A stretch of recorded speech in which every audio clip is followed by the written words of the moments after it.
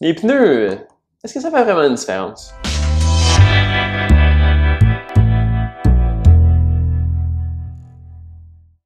La résistance au roulement, c'est l'énergie qui est perdue dans la friction du contact entre le pneu et le sol. Ce sujet-là est très important pour l'optimisation. C'est pour ça que j'ai même décidé d'ajouter une capsule. Plutôt que de le faire en 2 parties, on va le faire en 3 parties. Mais bon, revenons sur l'explication de la résistance au roulement. Il y a 2 dynamiques qui influencent la résistance au roulement. La première, c'est la déformation du pneu.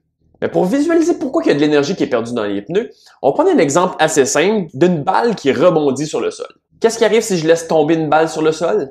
Mais lorsqu'elle est en mouvement vers le sol, elle accumule de l'énergie qu'on appelle de l'énergie cinétique. Lorsque la balle fait contact avec le sol, elle se déforme et emmagasine de l'énergie, puis reprend sa forme pour rebondir vers le haut. Mais est-ce que la balle va remonter à la même hauteur qu'à la hauteur à laquelle vous l'avez relâchée? Non, parce qu'avec le contact au sol et la déformation de la balle, mais le retour d'énergie ne sera pas de 100%. La compression va créer de la friction dans le matériel de la balle. Ça va donc transformer l'énergie cinétique, qui est bon pour le déplacement de la balle, en énergie thermique, ce qui est un peu moins utile pour faire remonter la balle. Comment on fait le parallèle avec un pneu de vélo? Ben dans le fond, si on regarde l'aire de contact au sol d'un pneu de vélo, la partie avant se compresse. C'est comme l'impact au sol de la balle qui emmagasine l'énergie potentielle. Puis à la partie arrière, ben, le pneu reprend sa forme. Donc ça, c'est le retour d'énergie qui n'est pas à 100% à cause de la friction qu'il y a eu à l'intérieur du pneu. La perte principale est due à la déformation de la carcasse du pneu. Le déplacement interne des différentes couches de matériel, la friction entre les différents matériaux, la friction entre les fils et les fibres, ben, tout ça, ça prend de l'énergie cinétique puis ça la transforme en énergie thermique. Aussi, ben, si on revient avec l'exemple de la balle, on peut faire un parallèle avec la surface du sol. Parce que si vous relâchez la balle sur un plancher de bois franc, ben oui, elle va probablement remonter plus haut que si vous la lâchez sur un sentier de terre ou de gravier. Parce que le sol aussi peut se déformer et donc absorber de l'énergie cinétique. Pour ça, entre autres, qu'une route de béton, ben, c'est généralement plus rapide qu'un sentier de terre.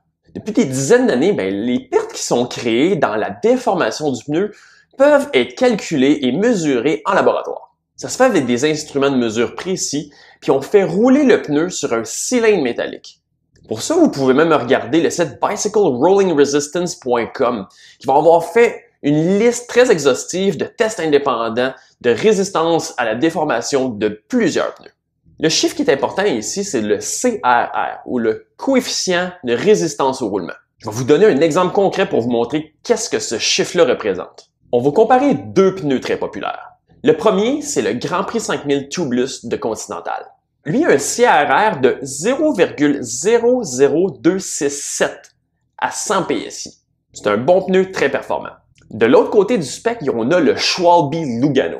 Ça, c'est un pneu qui est très durable et très résistant aux crevaisons. Lui, à 100 PSI, il a un coefficient de résistance au roulement de 0,00677. Une différence entre les 2 pneus de 0,0041. Il me semble que c'est pas gros comme chiffre quand même. Mais qu'est-ce que ça représente au bout du compte? Ben, mettons qu'on prend l'exemple d'un cycliste de 175 livres qui a 20 livres d'équipement et qui roule à 30 km/h sur le plat. Pour le Grand Prix 5000 Tubeless, ça représente 19,3 watts de résistance à la déformation du pneu. Puis le pneu durable et résistant, lui, ben le même cycliste à la même vitesse va maintenant avoir une résistance à la déformation du pneu de 49 watts. C'est une différence de 30 watts. Puis ça, c'est pour une vitesse de 30 km/h. Plus vous allez vite, plus la différence va être grande. En fait, le CRR, ça représente en pente l'énergie équivalente de la résistance au roulement. Ça veut dire quoi en français? Ben, qu'un CRR de 0,0067 comme le Grand Prix 5000, c'est l'équivalent énergétique de combattre une pente de 0,267%. Mais ça semble pas beaucoup, hein? Ben, si on prend que la différence entre les 2 CRR sont de 0,0041. Donc, rouler avec un Lugano par rapport à un Grand Prix 5000, c'est comme rouler avec un handicap de 0,41% de pente constante. Ben, ça représente quoi? Ben, sur 30 km, ça représente l'équivalent de monter la montée Camillien-Hood. Puis sur 157 km, ça représente le dénivelé du Mont-Tremblant. La résistance au roulement est proportionnelle à la vitesse et agit de façon linéaire. C'est-à-dire que si vous doublez la vitesse, vous doublez la résistance au roulement. Puis bien sûr, la masse du système va avoir une influence sur la résistance au roulement. Pour un même CRR, plus le poids du cycliste et de son équipement va être élevé, plus la résistance au roulement va être grande. Une autre chose que les tests en laboratoire ont démontré, c'est que, dans le fond, plus on augmente la pression des pneus, plus on diminue la résistance à la déformation du pneu.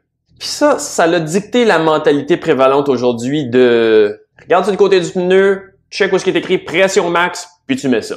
Bon, comment je pourrais décrire ce courant de pensée? Bon, désolé, mais j'ai seulement un mot qui me vient en tête, c'est le mot « plaie ». Non, parce que la déformation du pneu, c'est pas le seul facteur de la résistance au roulement. Il y en a un deuxième. Et c'est ce qu'on va voir dans la prochaine capsule. Ah, je suis pas fin. Dans la prochaine capsule, on va parler de ça et de la pression des pneus. Mais le Coin du Geek va prendre une petite pause pendant le temps des fêtes et vous revenir en force le 10 janvier. Entre-temps, j'aimerais souhaiter en mon nom personnel et au nom de Vélomag un joyeux temps des fêtes. J'en profite aussi pour vous remercier de votre support et votre écoute. Et c'est juste le début parce que pour 2021, j'ai plein d'idées créatives qui vont faire que le Coin du Geek va vraiment aller encore plus loin.